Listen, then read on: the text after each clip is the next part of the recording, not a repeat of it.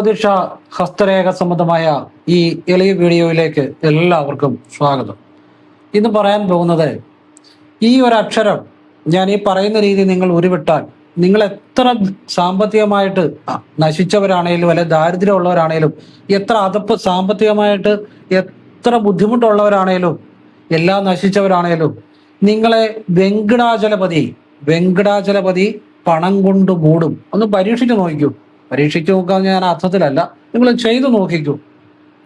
ഇത് നമ്മുടെ വീഡിയോ കാണുന്ന ഒരുപാട് അതിസമ്പന്നന്മാരായിട്ടുള്ള ആളുകളുണ്ട്, വലിയ പ്രസ്ഥാനങ്ങൾ നടത്തുന്നവരുണ്ട്, സാധാരണ ജോലി ചെയ്തിട്ട് സമ്പത്തുണ്ടായവരുണ്ട്.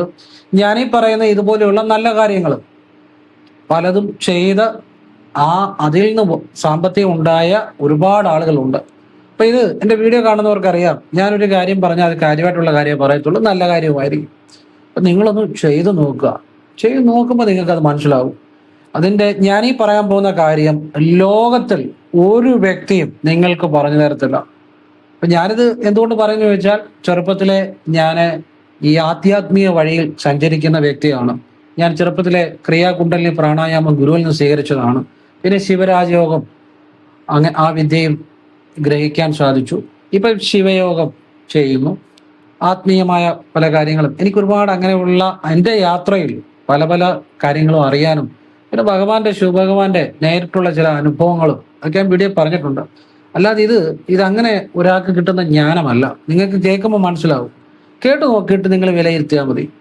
അതുകൊണ്ട് ഈ വീഡിയോ നിങ്ങൾ കണ്ടില്ലെങ്കിൽ ഞാൻ 100% ഹൃദയത്തിൽ നിന്ന് പറയുന്നു, അത് നിങ്ങളുടെ ജീവിതത്തിലെ ഏറ്റവും വലിയ നഷ്ടമാണ്. കാരണം ഇത് ലോകത്ത് എത്ര ആത്മീയമായ രീതിയിൽ സഞ്ചരിക്കുന്നവരാണേലും കാരണം ഇത്തരം കാര്യങ്ങൾ അറിയണമെന്നുണ്ടെങ്കിൽ പരമേശ്വരി വിചാരിക്കണം. ഞാൻ ആ നാദാ പരമ്പരയുടെ ശിവപരമ്പരയുടെ ഭാഗമാണ്. അതുകൊണ്ടാണ് ഞാനിത് പറഞ്ഞു തരുന്നത്. ആ പരമ്പരയുടെ ഭാഗമാണ് ഞാൻ. അത് നിങ്ങൾ എല്ലാവരും ഇത് അതുപോലുള്ള അറിവ്, അതുകൊണ്ട് ഞാൻ നിങ്ങളെ എല്ലാം കൈകൂപ്പുന്നത്. ഇത് കാണുന്ന ഒരു പുണ്യവാന്മാരാണ്. അപ്പൊ നിങ്ങളിത് മുഴുവൻ കാണാൻ ശ്രമിക്കുക. നിങ്ങളുടെ ജീവിതത്തിലെ നിങ്ങൾ ജീവിച്ചിരിക്കുന്നതിൽ നിങ്ങളുടെ ജീവിതത്തിലെ ഏറ്റവും ദൈവ അനുഗ്രഹം ഉണ്ടാകുന്ന, ദിവ്യബോധം ഉണ്ടാകുന്ന ഒരു മനോഹരമായ ഒരു നിമിഷങ്ങൾ തന്നെയായിരിക്കും ഇത് മുഴുവൻ ഗ്രഹിച്ചെടുക്കുക. അപ്പൊ ഞാൻ വീഡിയോയിലേക്ക് വരാം. അതിനുമുമ്പ് ഒരു കാര്യം പറയാം, നേരിട്ട് കൺസൾട്ടിങ് ഇല്ല, വാട്സപ്പ് വഴി മാത്രമേ ഉള്ളൂ. സംഖ്യാജ്യോതിഷം, ഹസ്തരേഖ, ഗ്രഹനില ഇതൊക്കെയാണ് വിശകലനം ചെയ്യുന്നത്. നിങ്ങൾക്ക് താല്പര്യമുള്ളൊരു വാട്സപ്പ് ഇടുക, ഫ്രീ ആകുമ്പോൾ ഞാൻ റിപ്ലൈ തരും. എല്ലാവരുടെയും നോക്കാൻ പറ്റത്തില്ല, പറ്റുന്നവർക്ക് റിപ്ലൈ തരും. എങ്ങനെ ചെയ്യുന്നതെന്ന് പറയും. ഞാൻ നല്ല കാര്യങ്ങൾ മാത്രമേ പറയാറുള്ളൂ. ക്ഷേത്രത്തിലേക്ക് ചെയ്യാവുന്ന ലളിതമായ വഴിപാടും അതൊക്കെ അവനവൻ ആവശ്യമുണ്ടോ ചെയ്യുക, അല്ലെ നോക്കുക എന്നുള്ളതുള്ളൂ. പിന്നെ സ്വയം വീട്ടിൽ ചെയ്യാവുന്ന നല്ല പ്രാർത്ഥനകളും നല്ല കാര്യങ്ങളും മാത്രമേ പറയാറുള്ളൂ. അത് ആവശ്യമുള്ളവർ ചെയ്യുക, അല്ലാത്തവർ ചെയ്യേണ്ട, അത്രേ ഉള്ളൂ. പിന്നെ ഞാൻ എൻ്റെ പുറകെ എപ്പോഴും ഒരാൾ നടക്കണമെന്നോ, പിന്നെ എപ്പോഴും എന്നെ വന്ന് കാണണമെന്നോ ഒരിക്കലും അങ്ങനെയുള്ള കാര്യങ്ങൾ പറയത്തില്ല. നല്ല കാര്യം പറഞ്ഞു കൊടുക്കും. ആവശ്യമുള്ളവർ ചെയ്യുക, അല്ലാത്തവർ ചെയ്യാതിരിക്കുക. പിന്നെ നിങ്ങളുടെ സമയം നിങ്ങളുടെ കുടുംബത്തിനും നിങ്ങളുടെ ജോലിക്കുമൊക്കെ ചിലവാക്കുക. എന്നെ വന്ന് കാണണമെന്നോ എനിക്ക് വേണ്ടിയോ, ഞാനൊരു ശിവയോഗിയാണ്, സത്യമുള്ള കാര്യമേ പറയത്തുള്ളൂ. അല്ലാതെ ഒരു വ്യക്തിയെ എനിക്ക് വേണ്ടി അയാളുടെ സമയം ചെലവഴിക്കണമെന്നോ ഒന്നും ഞാൻ പറയത്തില്ല. നല്ല കാര്യം പറഞ്ഞു കൊടുക്കുക, ആവശ്യമുള്ളവർ ചെയ്യുക. ലളിതമായ നല്ല കാര്യം സത്യസന്ധമായി ഞാനാണ് പറഞ്ഞു കൊടുക്കുന്നത്. അപ്പൊ ഇത് പറഞ്ഞതേ ഉള്ളൂ. ഫോൺ വിളിച്ചാലും കിട്ടത്തില്ല, നേരിട്ട് വന്നാലും നോക്കാൻ സാധിക്കത്തില്ല. കാരണം വാട്സപ്പിലെ വർക്ക് തന്നെ സമയത്തിന് തീരുന്നില്ല. അതുകൊണ്ടാണ് വാട്സപ്പ് ഇടുക. പിന്നെ എല്ലാം ഞാനിപ്പം വാട്സപ്പ് എടുത്താൽ പോലും മുഴുവൻ വോയിസ് കേൾക്കാനോ വായിച്ചു നോക്കാനോ എനിക്ക് സമയം കിട്ടണമെന്നില്ല കേട്ടോ. എടുത്തെന്ന് കരുതി നോക്കിയാൽ തന്നെ അർത്ഥമില്ല കേട്ടോ, കാരണം സമയക്കുറവുകൊണ്ടാണ്. പിന്നെ കാണുന്നവർക്ക്, നോക്കാൻ താല്പര്യമുള്ളവർക്ക് എൻ്റെ ശ്രദ്ധയിൽപ്പെടുമ്പോൾ ഞാൻ റിപ്ലൈ കൊടുക്കും. പിന്നെ ഏതെങ്കിലും ഒരു അത്യാവശ്യ കാര്യം നിങ്ങൾക്ക് ഒരു പരിഹാരത്തിന് വേണ്ടിയാണെങ്കിൽ അത് ചുരുക്കി ഇട്ട് കഴിഞ്ഞാൽ എൻ്റെ ശ്രദ്ധയിൽപ്പെട്ട എനിക്കറിയാവുന്ന നല്ല പരിഹാരം പറഞ്ഞു തരും. അതിന് ഫീസോ ദക്ഷിണയോ ഒന്നുമില്ല കേട്ടോ. വിശകലനം ചെയ്യുന്നതിന് മാത്രമേ ഒരു നിശ്ചിത ഫീസ്. അല്ലാതെ ഞാനൊരു കാര്യം നല്ല കാര്യം അതും ആത്മാർത്ഥമായിട്ടാണ് പറഞ്ഞു തരുന്നത്. അതിന് ഫീസോ കാര്യങ്ങളോ ഒന്നുമില്ല. അത് ചുരുക്കി ഇടാവുള്ളൂ എൻ്റെ ശ്രദ്ധയിൽപ്പെട്ടു ഏതെങ്കിലും അത്യാവശ്യ കാര്യം ഉണ്ടെങ്കിൽ. അപ്പൊ ഇനി വീഡിയോയിലേക്ക് വരാം. എല്ലാവരെയും ശിവഭഗവാനും പരമേശ്വരി അനുഗ്രഹിക്കട്ടെ. ഞാനീ പറയാൻ പോകുന്ന ജ്ഞാനം ലോകത്തിൽ വേറെ ഒരു വ്യക്തിയും ഇതുപോലെ പറഞ്ഞു തരത്തില്ല. മഹത്തായ ചില രഹസ്യങ്ങളാണ് പറയാൻ പോകുന്നത്. ഒരക്ഷരം ജപിച്ചാൽ വെങ്കടാചലപതി നിങ്ങൾ എത്ര സാമ്പത്തികമായിട്ട് നശിച്ചവരാണെങ്കിലും നിങ്ങളെ പണം കൊണ്ട് മൂടും. ചെയ്തു നോക്കുക. എല്ലാവരും ഈശ്വരൻ അനുഗ്രഹിക്കട്ടെ. എല്ലാവരും ദൈവാനുഗ്രഹം ഉണ്ടാകട്ടെ. ഞാൻ വിശദമായിട്ട് പറഞ്ഞുതരാം. ഓം നർപ്പവി വിശദമായിട്ട് പറഞ്ഞുതരാം. ഒരക്ഷരം ഉരുവിട്ടാൽ, ഞാൻ ഈ പറയുന്ന രീതിയിൽ ഉരുവിട്ടാൽ വെങ്കടാചലപതി നിങ്ങളെ എത്ര നശിച്ചവരാണേലും, സാമ്പത്തികമായിട്ട് നശിച്ചവരാണേലും പണം കൊണ്ട് മൂടും. ആത്മാർത്ഥമായിട്ട് ചെയ്യണം. പിന്നെ നമ്മുടെ പ്രയത്നവും കൂടെ വേണം. അപ്പോൾ ഈ വിദ്യ ഞാൻ പറഞ്ഞുതരാം. അതായത് വെങ്കടാചലപതിയുടെ ഇതുപോലുള്ള ഒരു ഫോട്ടോ വാങ്ങണം. ഇതിൽ വലുതോ ചെറുതോ, ഇത് ചെറിയ ഫോട്ടോയാണ്. നിങ്ങൾ വലിയ ഫോട്ടോയോ ആയിക്കോട്ടെ, അതിനകത്തും തെറ്റില്ല. ചെറുതോ വലുതോ ആകാം. ഇതിപ്പം എൻ്റെ വീഡിയോ കാണുന്ന പലരുടെയും വീട്ടിൽ ഇത് കാണും. കണ്ടല്ലോ, വെങ്കടാചലപതിയുടെ ഒരു ഫോട്ടോ. ഈ ഫോട്ടോ നിങ്ങളിപ്പോൾ രാവിലെ നിങ്ങൾ ചൊല്ലുന്ന പ്രാർത്ഥനകളൊക്കെ ചൊല്ലിക്കഴിഞ്ഞ് ഈ ഫോട്ടോയുടെ മുന്നേ നിന്ന് നിങ്ങൾ ഈ ഫോട്ടോയുടെ ഇത് കണ്ടോ, ഈ വലത് ഭാഗത്തുനിന്ന്, ഫോട്ടോയുടെ വലത് ഭാഗത്തുനിന്ന് തുടങ്ങി ഇങ്ങനെ ഈ ഭാഗത്തേക്ക് ഇങ്ങനെ വലത്തുനിന്ന് തുടങ്ങി ഇങ്ങനെ റാ പോലെ ഒന്ന് ഈ ഇപ്പം ഞാൻ കാണിക്കും, ഇത് ഫോട്ടോ ഇരിക്കുവാണല്ലോ. അപ്പം ഞാൻ കണ്ടോണം, ഈ ഭാഗത്തുനിന്ന് തുടങ്ങി ഇങ്ങനെ റാ പോലെ ഇങ്ങനെ ഒന്ന് ചുറ്റുക. തലയപ്പം ഇങ്ങനെ ഒന്ന് ചലിപ്പിക്കണം. ഞാൻ കാണിക്കുന്ന കണ്ടോണം. ചെറുതായിട്ട് തലയൊന്ന് ചലിപ്പിച്ചാൽ മതി. അതായത് ഈ ഫോട്ടോയുടെ, നിങ്ങളിപ്പോൾ ഈ ഫോട്ടോ ഞാൻ ഇത് വലത്തുനിന്ന് കാണിക്കുമ്പോൾ നിങ്ങൾക്ക് ചിലപ്പോൾ ഇടത്തായിട്ട് തോന്നാം. അപ്പം ഇത് പറയുന്ന കേട്ടാൽ മതി. നിങ്ങളുടെ ഫോട്ടോയുടെ വലത് ഭാഗത്തു നിന്ന് നിങ്ങൾ ഇങ്ങനെ നോക്കി കണ്ടോ, ഇങ്ങനെ നോക്കി നോക്കി നോക്കി ഇങ്ങനെ വന്ന് ഇങ്ങനെ ഈ ഭാഗത്തേക്ക് ഇങ്ങനെ റാ പോലെ ഒന്ന് നോക്കണം. അപ്പം തല ഇങ്ങനെ ഒന്ന് ചലിക്കുമല്ലോ, അങ്ങനെ ചലിപ്പിക്കുക മതി. അപ്പോഴത്തേനും ചിലർക്ക് ഇവിടെ ഒരു ചെറിയ ഈ പുരികമധ്യത്തിൽ ചെറിയൊരു തരിപ്പ് അനുഭവപ്പെടും. ചിലർക്ക് ചിലപ്പോൾ അനുഭവപ്പെടണമെന്നില്ല, അത് പതുക്കെ അനുഭവപ്പെട്ടോളും. ഇനിയും അനുഭവപ്പെട്ടാലും ഇല്ലേലും നിങ്ങൾ കുഴപ്പമില്ല, അത് ശ്രദ്ധിക്കുകയൊന്നും വേണ്ട. അനുഭവപ്പെടുന്നവർ അത് മനസ്സിലാക്കിക്കോണം. അതിന് ഒരു കാര്യമുണ്ട്. അത് അനുഭവപ്പെടുമ്പോൾ അതൊരു ഒരു ഒരു അതിൻ്റെ ഒരു രഹസ്യം ഞാൻ പറഞ്ഞുതരാം. ചിലർക്ക് ചിലപ്പം പെട്ടെന്ന് ഇവിടെ തരിപ്പ് അനുഭവപ്പെടത്തില്ല, ഇല്ലെങ്കിലും കുഴപ്പമില്ല. ഇനിയും അങ്ങനെ ചിലർക്കൊരു തരിപ്പ് അനുഭവപ്പെടും. അപ്പോൾ അതിൻ്റെ ഒന്നും പുറകെ പോകണ്ട. ഞാൻ പറയാം, ചെറിയൊരു തരിപ്പ് അനുഭവപ്പെടും, ചിലർക്ക് അനുഭവപ്പെടത്തില്ല, അതിനകത്ത് കുഴപ്പമില്ല. എന്നിട്ട് നിങ്ങൾ ഈ ഫോട്ടോയിലൊന്ന് നോക്കുക. നോക്കിക്കഴിഞ്ഞ് നിങ്ങളുടെ മുഴുവൻ മനസ്സും ഈ ഫോട്ടോയിൽ മുഴുവൻ വരിക. വെങ്കടാചലപതി ഇരിക്കുന്നു, താഴെ ഇവിടെ ആ ദേവി ഇരിക്കുന്നു. ഇങ്ങനെ മൊത്തം നോക്കുക, മനസ്സിൽ നിറഞ്ഞു നിൽക്കണം വെങ്കടാചലപതി. എന്നിട്ട് നിങ്ങൾ ക്ലീം നീട്ടി ജപിക്കണം. ക്ലീം മൂന്നാമത്തെ തവണ ക്ലീം വെങ്കടേശായ എന്ന് കൂട്ടി ജപിക്കണം. ഈ വിദ്യ ചെയ്യുക, രാവിലെ ചെയ്യുക. ഇനിയിപ്പം ഈ വെങ്കടാചലപതിയുടെ ഫോട്ടോയുടെ മുന്നിൽ തട്ടത്തിൽ കർപ്പൂരം കത്തിക്കുന്നവരുണ്ട്. അങ്ങനെ ഉള്ളവരുണ്ടെങ്കിൽ ഈ വിദ്യ ചെയ്യുന്നതിന് മുമ്പ് കർപ്പൂരം കത്തിച്ച് പ്രാർത്ഥിച്ചിട്ട് ഇത് ചെയ്യുക. ഇനിയിപ്പം തട്ടത്തിൽ കർപ്പൂരം കത്തിച്ചില്ലേ പോലും ഈ വിദ്യ മാത്രം ചെയ്താലും മതി. അപ്പം വെങ്കടാചലപതി നിങ്ങളുടെ ജീവിതത്തിലേക്ക് വരും. അപ്പം ഇത് ചെയ്യുമ്പോൾ എങ്ങനെ വെങ്കടാചലപതി നിങ്ങളുടെ ജീവിതത്തിലേക്ക് വരുന്നത്? അതാണ് പറഞ്ഞുതരാൻ പോകുന്നത്. നിങ്ങളുടെ ജീവിതത്തിലെ ഏറ്റവും വലിയ ജ്ഞാനമായിരിക്കും കിട്ടാൻ പോകുന്നത്. അതായത് ഒരു മനുഷ്യന്റെ ഉള്ളിലെ ആത്മീക ശക്തിയുടെ ഏറ്റവും പ്രധാനമായ ഒരു കേന്ദ്രമാണ് വിശുദ്ധി ചക്രം. വിശുദ്ധി എന്ന് പറഞ്ഞാൽ ഈ തൊണ്ടക്കുഴിക്കുള്ളിലുള്ള നട്ടലിൽ തൊണ്ടക്കുഴിക്കുള്ളിലുള്ള ഭാഗമാണ് വിശുദ്ധി ചക്രം. ഈ വിശുദ്ധി ചക്രമാണ് ആധ്യാത്മികതയുടെ ഏറ്റവും പ്രധാനമായ കേന്ദ്രത്തിലൊന്നാണ്. ആധ്യാത്മികതയുടെ ഏറ്റവും വലിയ രഹസ്യങ്ങൾ ഇരിക്കുന്നതും ഈ വിശുദ്ധി ചക്രത്തിലാണ്. ഈ വിശുദ്ധി ചക്രത്തിൽ ഒരു നമ്മൾ തല ഇങ്ങനെ ഒന്ന് വലത്തോട്ട് ചലിപ്പിക്കുമ്പോൾ ഈ വിശുദ്ധി ചക്രത്തിൽ നമ്മൾ ചലിപ്പിക്കുമ്പോൾ വെങ്കടാചലപതിയുടെ ആ വലതു ഭാഗത്തു നിന്ന് കണ്ണുകൊണ്ട് റാ പോലെ ഇടതു ഭാഗത്തേക്ക് ഒന്ന് നോക്കി വേണം ചലിപ്പിക്കാൻ. അപ്പൊ ഈ തൊണ്ടയുടെ ഭാഗം ഇങ്ങനെ ഒന്ന് ചലിക്കുമല്ലോ ഓട്ടോമാറ്റിക്കായിട്ട്. ആ ചലിക്കുമ്പോൾ നിങ്ങളുടെ നട്ടലിന്റെ ഏറ്റവും അടിയിലുള്ള മൂലാധാരത്തിലെ കുണ്ടലിനിയിൽ ഒരു ഉണർവുണ്ടാവും ഓട്ടോമാറ്റിക്കായിട്ട്. നിങ്ങൾ അതൊന്നും ശ്രദ്ധിക്കണ്ട, ഇതങ്ങ് ചെയ്താൽ മതി. ആ ഉണർവുണ്ടാകുന്നവർക്കാണ് ഇവിടെ ഒരു തരിപ്പുണ്ടാകുന്നത്. ചിലർക്ക് ആ തരിപ്പ് ഉണ്ടാകണമെന്നില്ല എന്ന് കരുതി ഉണർവുണ്ടാകുന്നില്ല എന്നതിന് അർത്ഥമില്ല. അത് ചിലപ്പം ചെറിയ രീതിയിലായിരിക്കും, അതുകൊണ്ടായിരിക്കും അനുഭവപ്പെടാത്തത്. ചിലർക്ക് ഇച്ചിരൂടെ ഒരു നല്ല രീതിയിലാകുമ്പോഴായിരിക്കും അത് അനുഭവപ്പെടുന്നത്. പക്ഷെ എന്തായാലും ഒരു ഉണർവുണ്ടാവും. അപ്പോഴ് അത് കഴിഞ്ഞ് അപ്പം ചിലർക്ക് തരിപ്പില്ലെങ്കിലും കുഴപ്പമൊന്നുമില്ല. പക്ഷെ ആ ഉണർവ് ഉണ്ടായിട്ടുണ്ട്. ഇങ്ങനെ ചലിക്കുമ്പോൾ ഈ വിശുദ്ധി ഇങ്ങനെ ചലിക്കുമ്പോൾ കുണ്ടലിനിൽ ഒരു ഉണർവുണ്ടാവും. അതൊരു ആത്മീയ ബോധത്തിന്റെ ഉണർവാണ്, ദിവ്യശക്തിയുടെ ഉണർവാണ്. എന്നിട്ട് നിങ്ങളുടെ മുഴുവൻ മനസ്സും ഈ വെങ്കടാചലപതിയുടെ ഫോട്ടോയിലോട്ട് നോക്കി മുഴുവൻ മനസ്സും ഇവിടെ കൊടുക്കുക, ഒരു ചിന്തയില്ലാതെ. കാരണം നിങ്ങളുടെ ആ ബോധവും ഈ വെങ്കടാചലപതി എന്നുള്ള ആ ഈശ്വര ബോധവുമായിട്ട് ലയിക്കുവാണ്, അവിടെ ഒന്നാകുകയാണ്. അങ്ങനെ ഈ എനർജിയും തമ്മിൽ ഒന്നായി കഴിയുമ്പോൾ അവിടെ ഒന്നും പ്രാർത്ഥിക്കേണ്ട, ഓട്ടോമാറ്റിക്കായിട്ട് ഈ ദേവതയുടെ ഗുണങ്ങൾ നിങ്ങൾക്കുണ്ടായി തുടങ്ങും. എന്താ വെങ്കടാചലപതിയുടെ ഗുണം? സമ്പത്തെ, ഐശ്വര്യ, ഉയർച്ച, ഈശ്വരബോധം. ഈശ്വരൻ തന്നെയാണ്. അപ്പൊ ആ അനുഗ്രഹങ്ങൾ ഓട്ടോമാറ്റിക്കായിട്ട് നിങ്ങളുടെ ജീവിതത്തിലേക്ക് കടന്നു വരും. ഒന്നും ആവശ്യപ്പെടേണ്ട. പിന്നെ ക്ലെയിം എന്ന് നീട്ടി ജപിക്കണം 3 തവണ. 3 തവണ ക്ലെയിം എന്തിൻ്റെയാണ്? വശ്യതയുടെയാണ്, ജ്ഞാനത്തിന്റെയും ബീജം കൂടാണ്. അതീവ രഹസ്യ ജ്ഞാനത്തിന്റെ ബീജം കൂടാണ് ക്ലെയിം. അപ്പൊ ക്ലെയിം എന്ന് നീട്ടി 1 തവണ ജപിച്ചു, ക്ലെയിം വാ കൊണ്ടാ ജപിക്കുന്നത്. 2ാമത്തെ തവണ നീട്ടി ജപിക്കുന്നു, ക്ലെയിം. 3ാമത്തെ തവണ നീട്ടി, ക്ലെയിം.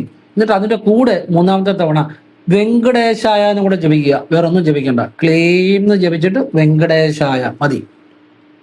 അപ്പൊ അവിടെ ആ വെങ്കടാചലപതിയുടെ സൂക്ഷ്മ ഊർജവുമായി നിങ്ങളുടെ ബോധം കണക്റ്റായി. പിന്നെ ബാക്കിയെല്ലാം ഇത് നിത്യേന രാവിലെയും വൈകിട്ടും ചെയ്യാം. ഇത് ശുദ്ധി അശുദ്ധി ഒന്നുമല്ല. അപ്പോഴേ ഈ ഒരു സംഭവം ചെയ്യുമ്പോൾ നിങ്ങൾ മനസ്സിലാക്കേണ്ട ഒരു കാര്യം, ഇവിടെ ഈ വിശുദ്ധി എന്ന് പറഞ്ഞാൽ ആകാശ ബീജമാണ്. മാത്രമല്ല ജീവന്റെ രഹസ്യം, ആധ്യാത്മികതയുടെ ഏറ്റവും വലിയ രഹസ്യം ഇവിടാണ് ഇരിക്കുന്നത്. ഈ തൊണ്ടക്കുഴിക്കുള്ളിൽ വിശുദ്ധി ചക്രത്തിലാണ്. വിശുദ്ധി എന്ന് വെച്ചാൽ ആകാശമാണ്. ആകാശം എന്ന് വെച്ചാൽ സ്പേസ് എന്നേ അർത്ഥമുള്ളൂ. സ്പേസ്. ഈ സ്പേസ് എല്ലാത്തിനകത്തും ഉണ്ട്. നമ്മുടെ ആറ്റങ്ങൾക്കുള്ളിലും ഉണ്ട്, നമ്മുടെ പ്രപഞ്ചത്തിലും ഉണ്ട്, എല്ലാത്തിനുള്ളിലും സ്പേസ് ഉണ്ട്. അപ്പൊ ഈ ആകാശം എന്ന് പറഞ്ഞാൽ സാർവത്രികമാണ്. അതാണ് ആകാശ രഹസ്യം. ഈ ആകാശത്തെ ധ്യാനിച്ചാണ് യോഗികൾ പല സിദ്ധികളും നേടുന്നത്. നിങ്ങളിപ്പോൾ ആ വഴിക്കൊന്നും ചിന്തിക്കേണ്ട. നിങ്ങൾക്ക് വേണ്ട കാര്യം പറയുന്നുണ്ട് ചെയ്യുക, അത്ര തന്നെ. അപ്പം ആ വിശുദ്ധിയിലാണ് ഏറ്റവും വലിയ രഹസ്യങ്ങൾ ഇരിക്കുന്നത്. ശിവന്റെ ഇവിടെ സർപ്പത്തെ ഇങ്ങനെ ചുറ്റി കാണിച്ചിരിക്കുന്നു. എന്നിട്ട് ഈ വാസുക മേലോട്ട് ഇങ്ങനെ പത്തി വിടർത്തിയിരിക്കുന്നു. അതിന്റെ ഒരു രഹസ്യം ഇവിടം തൊട്ടാണ് ശരിയായ ആത്മീയത സ്റ്റാർട്ട് ചെയ്യുന്നത് എന്നുള്ളതാണ്. പിന്നെ ഇവിടുന്ന് പത്തി വിടർത്തിയിരിക്കുന്നത് ഇവിടുന്നാണ് ആത്മീയതയുടെ ഉണർവെന്നാണ് ഉദ്ദേശിച്ചിരിക്കുന്നത്. അത് ഒരു രഹസ്യം. മനസ്സിലാവുന്നുണ്ടോ? ഒരു രഹസ്യം, ഒരു ഭാഗമാണ് പറഞ്ഞത്. പിന്നെ അതിന് പല പല അർത്ഥങ്ങളും പല പല കാര്യങ്ങളും ഒക്കെ ഉണ്ട്. ഇതിന്റെ ഒരു വശമാണ് ഞാൻ പറയുന്നത്. ഇനിയും ഈ ഊർജം എന്ന് പറയുന്നത് സർപ്പിൾ ആകൃതിയിൽ, അർദ്ധവൃത്താകൃതിയിൽ നമ്മളിങ്ങനെ തല ഇങ്ങനെ ഒന്ന് അനക്കുമ്പോൾ അവിടെ കുണ്ടലിനിയുടെ ഉണർവുണ്ടാകുമെന്ന് പറഞ്ഞു. ഈ അർദ്ധവൃത്താകൃതിയിലുള്ള ഊർജത്തിന്റെ സഞ്ചാരത്തിലാണ് എല്ലാ രഹസ്യങ്ങളും ഇരിക്കുന്നത്. അത് ഞാൻ പറഞ്ഞുതരാം. ഇപ്പൊ നമ്മൾ ശ്വാസം എടുക്കുമ്പോൾ അതായത് ഇവിടെ നല്ല ശ്വാസം എടുക്കുന്നത്, കുറച്ച് താഴേന്നാണ് ശ്വാസം നമ്മൾ എടുക്കുമ്പോൾ താഴേന്നാണ് വരുന്നത്. അപ്പം നമ്മളിങ്ങനെ ശ്വാസം എടുക്കുന്നു, അത് എവിടെ വരുന്നു? ഹൃദയത്തിൽ വരുന്നു. അവിടെ ഒരു റാ പോലെ ഒരു സർപ്പിൾ ആകൃതി വരുന്നുണ്ട്. ഹൃദയത്തിൽ നിന്ന് ശ്വാസം വെളിയിലോട്ട് വിടുമ്പോഴും ഇവിടെ മാത്രമല്ല, ഇങ്ങനെ താഴോട്ട് പോകുന്നുണ്ട്. അപ്പൊ ഇവിടെ ഒരു റാ പോലെ അർദ്ധവൃത്താകൃതിയിൽ ഒരു ഊർജം രൂപപ്പെടുന്നുണ്ട്, ഊർജത്തിന്റെ സഞ്ചാരം. ഈ സഞ്ചാരം തന്നെയാണ് ശിവബോധം, നിങ്ങളുടെ ഉള്ളിലുള്ള ബോധം. ഇത് തന്നെയാണ് ശിവലിംഗം എന്ന് പറയുന്നതും. നിങ്ങൾക്ക് മനസ്സിലാക്കാൻ വേണ്ടി കാണിച്ചു തരാം. ഇത് കണ്ട, ഇങ്ങനെ ഒരു അർദ്ധവൃത്താകൃതിയിലുള്ള ഊർജത്തിന്റെ സഞ്ചാരം, ഈ സഞ്ചാരം തന്നെയാണ് നിങ്ങളുടെ ഉള്ളിലുള്ള ആ ശിവബോധം. ഈ ഊർജത്തിന്റെ സഞ്ചാരം തന്നെയാണ് ശിവൻ. മനസ്സിലാവുന്നുണ്ടോ? അപ്പൊ ഇതിപ്പോ ഇങ്ങനെ വെളിയിലോട്ട് വരുന്ന റാ ആകൃതിയിൽ ശ്വാസം എടുക്കുമ്പോൾ ഇങ്ങനെ അകത്തുനിന്ന് വെളിയിൽ നിന്ന് അകത്തേക്ക് റാ ആകൃതിയിൽ ശ്വാസം സഞ്ചരിക്കുന്നു. ഊർജത്തിന് ഒരു സഞ്ചാരം ഉണ്ടാകുന്നു. ശ്വാസം എന്ന് വെച്ചാൽ ഊർജം ആണെന്ന് അറിയാമല്ലോ. അപ്പൊ ഈ വെളിയിലോട്ട് വിടുമ്പോൾ ഈ മൂക്കിന്റെ അവിടുന്ന് 12 അങ്കുലം താഴെ, 12 അങ്കുലം താഴെ, 1 അങ്കുലം എന്ന് പറഞ്ഞാൽ ഒരു വിരലിന്റെ വീതി, നിങ്ങളുടെ പെരുവിരലിന്റെ വീതിയാണ്. അങ്ങനെ 12 അങ്കുലം താഴേലേക്ക് ഈ ശ്വാസം സഞ്ചരിക്കും. അപ്പൊ ഇവിടെ ഒരു ബ്രഹ്മസ്ഥാനമുണ്ട്. ശ്വാസം അകത്തേക്ക് ചെല്ലുമ്പോൾ ഈ ഹൃദയത്തിൽ ഒരു ബ്രഹ്മസ്ഥാനമുണ്ട്. ഈ 2 ബ്രഹ്മസ്ഥാനം എന്ന് വെച്ചാൽ ഇൻഫിനിറ്റിയാണ്. നമ്മൾ ശ്വാസം അവിടെ ചെന്നിട്ട് ഒരു ചെറിയ അല്പനേരം അത് നിൽക്കുന്നുണ്ട്. എന്നിട്ടാണ് ശ്വാസം വീണ്ടും അകത്തേക്ക് എടുക്കുന്നത്. ഇവിടെ വന്നു കഴിഞ്ഞാൽ ശ്വാസം അല്പനേരം നിൽക്കുന്നുണ്ട്, എന്നിട്ടാണ് വെളിയിലോട്ട് പോകുന്നത്. ഇതിനെ രണ്ടിനെയും കേവല കുംഭകം എന്ന് പറയുന്നു. ഓട്ടോമാറ്റിക്കായിട്ട് സംഭവിക്കുന്ന കേവല കുംഭകം. ഈ 2 പോയിന്റുകൾ ഇൻഫിനിറ്റിയാണ്. അതാണ് ശിവന് ആദി അന്തവും ഇല്ലെന്ന് പറയുന്നത്. പിന്നെ ശിവലിംഗ ആകൃതിയിൽ ഇപ്പൊ നമ്മുടെ കണ്ണുകൾക്ക് പരിധിയുണ്ട്, നമ്മൾക്കൊരു കാഴ്ച കാണാൻ പരിധിയുണ്ട്. ഈ ഒരു ശബ്ദം നമുക്ക് കേൾക്കാൻ പറ്റത്തില്ല. ഇവിടെ ശബ്ദം ഇല്ലെന്നല്ല, ഇവിടെ വെച്ചാൽ കേൾക്കാം.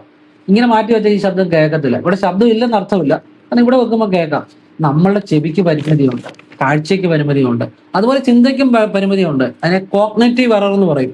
നമ്മൾ പല കാര്യങ്ങളും ചെയ്താലും മിസ്റ്റേക്ക് പറ്റുന്നുണ്ട് നമ്മുടെ ചിന്തയ്ക്ക്. അതിനെ ആധുനിക സൈക്കോളജി കോഗ്നിറ്റീവ് എറർ എന്നാണ് പറയുന്നത്. അത് ഓട്ടോമാറ്റിക്കായിട്ട് സംഭവിക്കുന്നതാണ്. പലതിനും തെറ്റായിട്ട് നമ്മൾ മനസ്സിലാക്കിയെടുക്കുന്നതും ചിന്തിക്കുന്നതും ഒക്കെ തെറ്റുകളുണ്ട്, നമ്മളത് അറിയുന്നില്ലെന്നേ ഉള്ളൂ. അപ്പൊ എല്ലാത്തിനും പരിമിതിയുണ്ട്.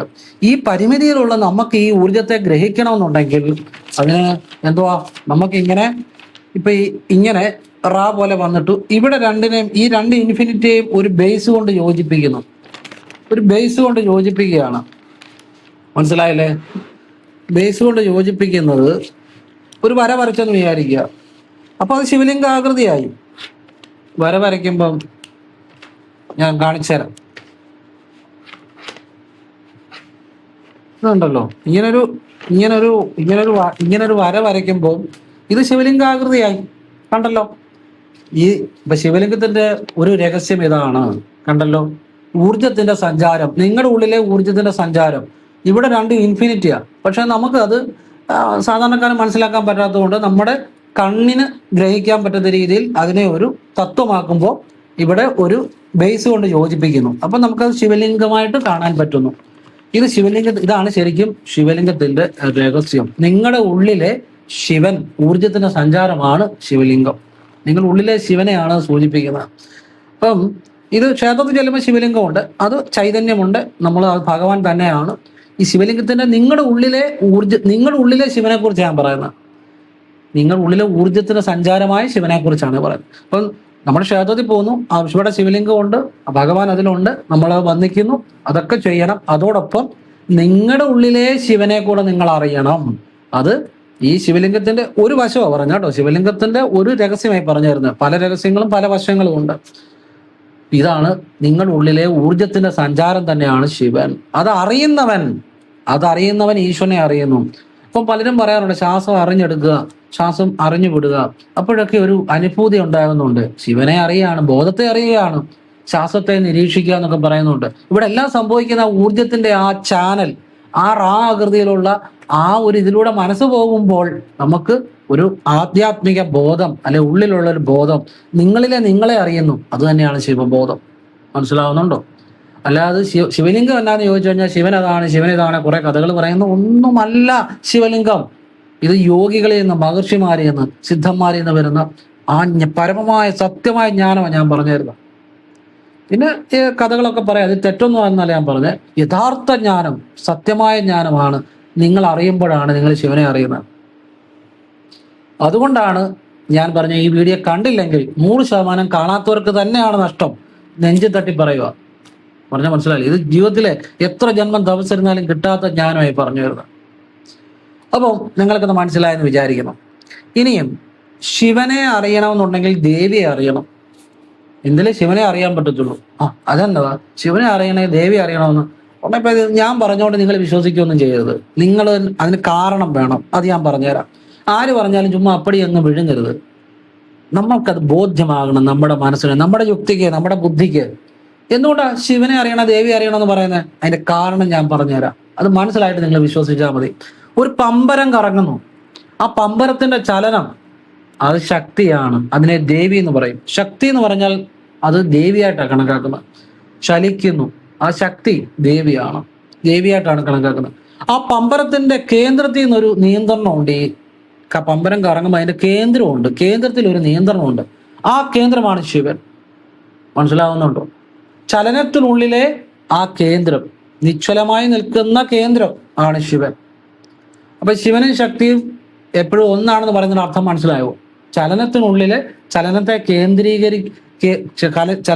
കേന്ദ്രീകരിക്കുന്ന ഒരു കേന്ദ്രമുണ്ട്. ആ കേന്ദ്രത്തിന് ഒരു ചെറിയ നിശ്ചലാവസ്ഥയിലാണ്, ചലനം നടന്നുകൊണ്ടിരിക്കും. അപ്പം ശക്തിയും ശിവനും വെവ്വേറെയല്ല. ചലനം ഉള്ളിടത്ത് നിശ്ചലതയുണ്ട്, അല്ലെ അതിനൊരു കേന്ദ്രമുണ്ട്.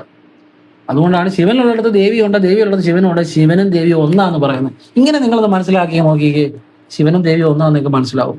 അപ്പൊ ആദ്യം അറിയേണ്ടത് ഏതാ? ചലനത്തെ അറിഞ്ഞാലേ അതിനുള്ളിലെ കേന്ദ്രത്തെ അറിയാൻ പറ്റത്തുള്ളൂ. ആദ്യം കേന്ദ്രത്തിലോട്ട് ചെല്ലാൻ പറ്റത്തില്ല. ചലനത്തിനുള്ളിലെ കേന്ദ്രത്തിലോട്ട് ആദ്യം പ്രവേശിക്കാൻ പറ്റത്തില്ല. ചലനത്തെ അറിയണം. ഇനി നിങ്ങൾ ചിന്തിക്കുക, അപ്പൊ ദേവി അറിയണ്ടേ ആദ്യം? എന്നാലല്ലേ ശിവനിലേക്ക്, ആ കേന്ദ്രത്തിലേക്ക് പോകാൻ പറ്റത്തുള്ളൂ. അങ്ങനെ ദേവി അറിയണമെന്നുണ്ടെങ്കിൽ എന്തു ചെയ്യണം? എപ്പോഴും ദേവിയുടെ പാദങ്ങളെ സ്മരിക്കണം, എല്ലാം ദേവിയിൽ സമർപ്പിക്കണം. അപ്പോഴാണ് ദേവി അറിയുന്നത്. നമ്മളുടെ അഹങ്കാരവും നമ്മളുടെ അഹംഭാവവും നമ്മളുടെ പൊങ്ങച്ചവും ഞാനെന്തോ വലിയ സംഭവം എന്നുള്ള കാര്യവും ചുമ്മാ ആവശ്യമില്ലാത്തുള്ള സംസാരങ്ങളും സർവ്വതും എല്ലാത്തിനും ദേവിയോട് മാപ്പ് പറഞ്ഞു ദേവിയുടെ പാദങ്ങളിൽ സർവ്വതും സമർപ്പിക്കുക. അപ്പോൾ ദേവി അറിയാൻ പറ്റും. പിന്നെ ദേവി എന്ന് പറഞ്ഞാൽ പ്രകൃതിയാണ്. നമ്മൾ പ്രകൃതി രമണീയമായ സ്ഥലങ്ങളെ ഇപ്പം ഈ നല്ല കാറ്റും വെളിച്ചമൊക്കെ കിട്ടുന്ന ആ സ്ഥലങ്ങളിലൊക്കെ യാത്ര ചെയ്തിരിക്കും നമുക്ക് മനസ്സിന് നല്ല ഫീൽ കിട്ടും. കാരണം അവിടെ എല്ലാം ഒരു ഒരു ഒരു ആ പ്രകൃതിയുടെ ഒരു ഊർജമുണ്ട്. അത് ദേവി തന്നെയാണ്. അത് നമ്മുടെ മനസ്സിനെ ഉണർത്തും.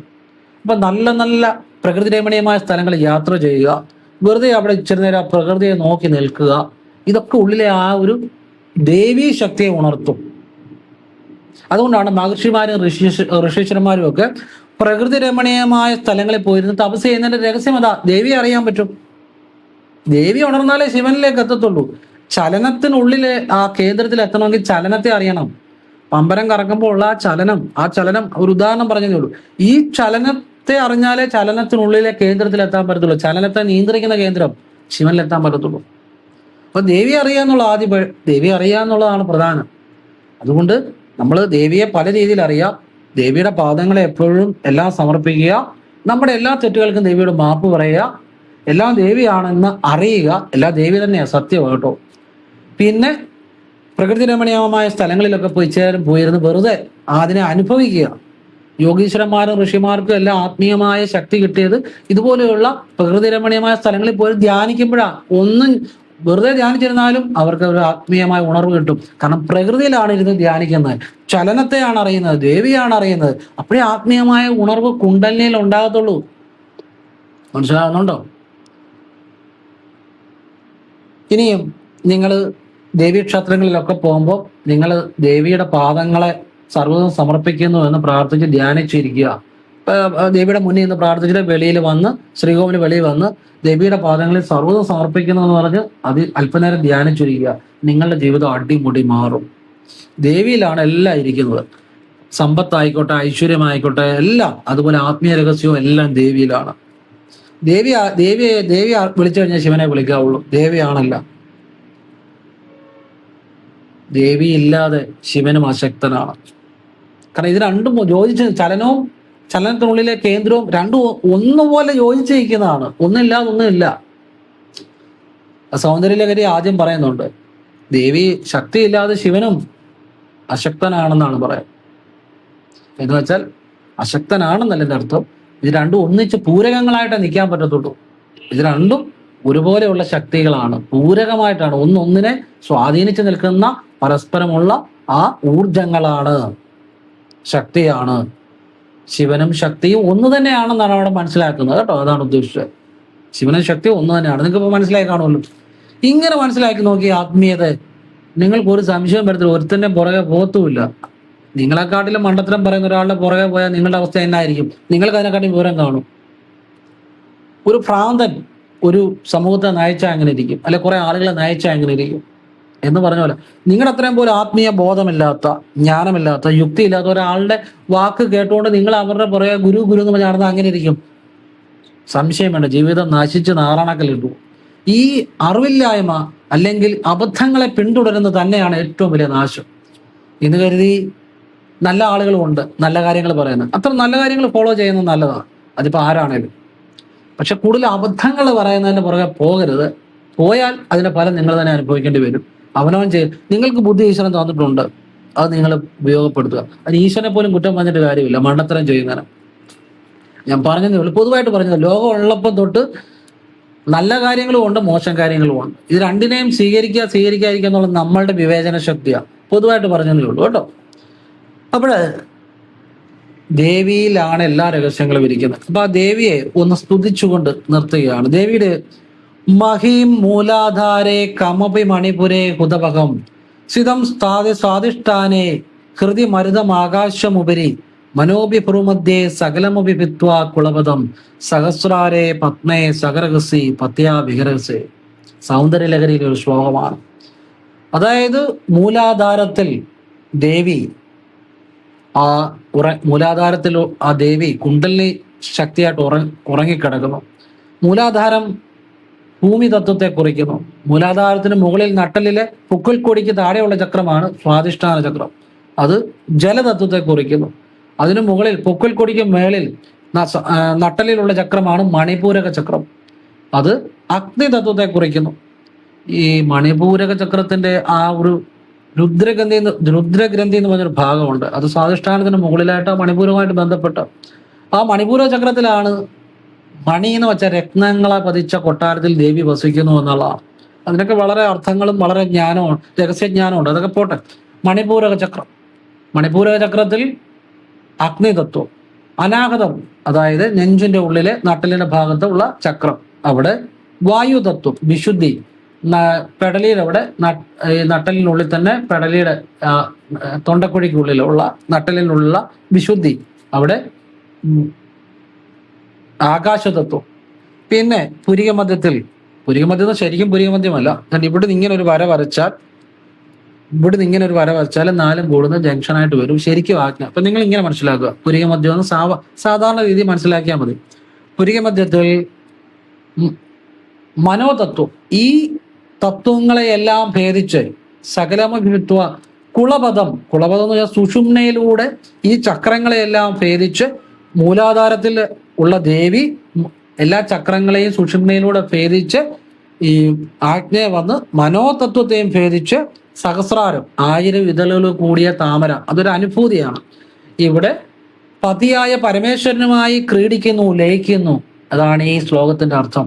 അതായത് കുണ്ടലിനെ ഉണർന്ന എല്ലാ ചക്രങ്ങളെയും ഭേദിച്ച് സുഷുമ്നയിലൂടെ ആജ്ഞയെ വന്നു മനോതത്വത്തെയും ഭേദിച്ച്, മനോതത്വം എന്ന് വെച്ച് കഴിഞ്ഞാൽ എന്താണ്? നമ്മൾ മനസ്സുകൊണ്ടാണ് ഇതെല്ലാം അറിയുന്നത്, അല്ലെ? മനസ്സ്. അപ്പൊ ഈ നമുക്കൊരു ഉള്ളിൽ ലയം ഉണ്ടായി കഴിഞ്ഞാൽ നമുക്ക് യാതൊരു ചിന്തയില്ലാതെ ഒരു നിശ്ചലത, ഒരു ശൂന്യത ഉണ്ടാകും. അത് മനോതത്വമാണ്. അപ്പോഴാണ് മനോതത്വത്തിൽ എത്തുന്നത്. മനസ്സിൽ ഒരു ചിന്തയില്ലാത്തൊരവസ്ഥ, ഒരു ശൂന്യത, അത് ആ മനോതത്വത്തെ നമ്മൾ എത്തുന്നത്. അപ്പം ആ മനോതത്വത്തിൽ എത്തുന്ന അവസ്ഥയെ, ആ മനസ്സിന്റെ സാധാരണമായ അവസ്ഥയെ ഭേദിച്ച് ആ മനസ്സിന്റെ ഒരു ഉന്നതമായ തലത്തിൽ എത്തുമ്പോൾ സാധാരണ മനസ്സിന്റെ അവസ്ഥയെ ഭേദിക്കുക എന്നുള്ളതാണ്. മനോതത്വത്തെ ഭേദിച്ച് നമ്മുടെ മായയും നമ്മൾ കാണുന്ന നമുക്ക് പല ഭ്രമങ്ങളും ഒക്കെ ഉണ്ട്. ഈ മായയും കാണുന്ന കാഴ്ചകളെയും ഒരു ചിന്തയില്ലാതെ ആ സാധാരണ ആ മനസ്സെന്നുള്ള തത്വത്തെ ഭേദിച്ചു കഴിയുമ്പോൾ ഉന്നതമായ ഒരു അനുഭവം ഉണ്ടാകും. ആ അനുഭവമാണ് ഈ സഹസ്രാരത്തിൽ എത്തുമ്പം 1000 ഇതളുള്ള താമരയായിട്ട് കാണുന്നത്. അതൊരു അനുഭൂതിയാണ്. അവിടെ വന്നു കഴിയുമ്പോൾ അവിടെ ശിവനുമായി ലയിക്കുന്നു, ക്രീഡിക്കുന്നു. ഇതാണ് നമ്മുടെ ഉള്ളിലെ ആ ആധ്യാത്മികതയുടെ സഞ്ചാരം, ആ ശിവശക്തി ലയം എന്ന് പറയുന്നത്. മഹീം മൂലാധാരെ കമപി മണിപുരേ ഹുതഭകം സ്ഥിതം സാധിഷ്ഠാനെ ഹൃദി മരുതം ആകാശമുപരി മനോപി ഭ്രൂമധ്യേ സകലമപി ഭിത്വ കുളപദം സഹസ്രാരേ പത്മേ സഹരഹസി പത്യാ വിഹരസി. ഇത് ഞാൻ അനുഭവിക്കുന്ന കാര്യങ്ങൾ തന്നെയാണ്. ഒരു കാര്യം പറഞ്ഞു തരുന്നെങ്കിൽ ഈ അവസ്ഥ, ഈ ശ്ലോകം ജപിച്ച് എത്രയോ നാൾ ഞാൻ ദേവിയെ ഉപാസിച്ചിട്ടുണ്ടെന്ന് പറയാം. ഈ അവസ്ഥ എനിക്ക് അനുഭവിക്കുന്നുണ്ട്, ചുമ്മാ പറഞ്ഞു തരുന്നതല്ല. ഈ കുണ്ടലിനി എന്നൊക്കെ പറയാൻ നിങ്ങൾ ഈ അവിടെ ഇവിടെ കേൾക്കുന്ന പോലെ ഒന്നുമല്ല. കുണ്ടലിനി എന്ന് പറഞ്ഞാൽ അത് നമുക്ക് പല അനുഭൂതികളും ഉണ്ടാകും, താഴെ നിന്ന് മേലോട്ട് പോകുന്നതായിട്ട്. അതൊക്കെ ഒരു ഊർജത്തിന്റെ പ്രവാഹമൊക്കെയാണ്. കുണ്ടലിനി എന്ന് പറഞ്ഞാൽ അതൊരവസ്ഥയാണ്. അവിടെ ചോദ്യമില്ല, ഉത്തരവുമില്ല, മനസ്സ് നിശ്ചലമാകുന്ന ഒരവസ്ഥ. അവിടെ ഒന്നിനോടും പിന്നെ വലിയ ആഗ്രഹം തോന്നത്തില്ല. കാറാൻ നടക്കാനോ പ്രസംഗിക്കാനോ എന്നും വലിയ ആഗ്രഹങ്ങളൊന്നും ഒഴിഞ്ഞു നിൽക്കാനേ തോന്നത്തുള്ളൂ. അത് ലയിച്ചിരിക്കും.